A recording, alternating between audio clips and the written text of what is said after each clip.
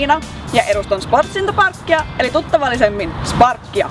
Mut löydät Linnansaaresta tai Maananpuistosta maanantaista torstaihin hikoilemasta, koska vedän puistotreenejä ihan silkasta nautinnosta. Tuu siis siekin syttyvää liikunnasta.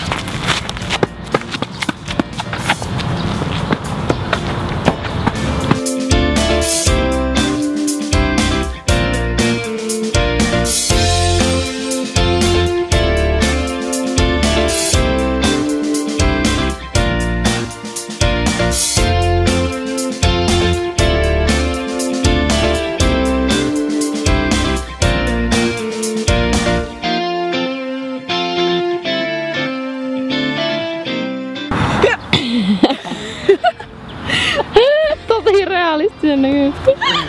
En pysty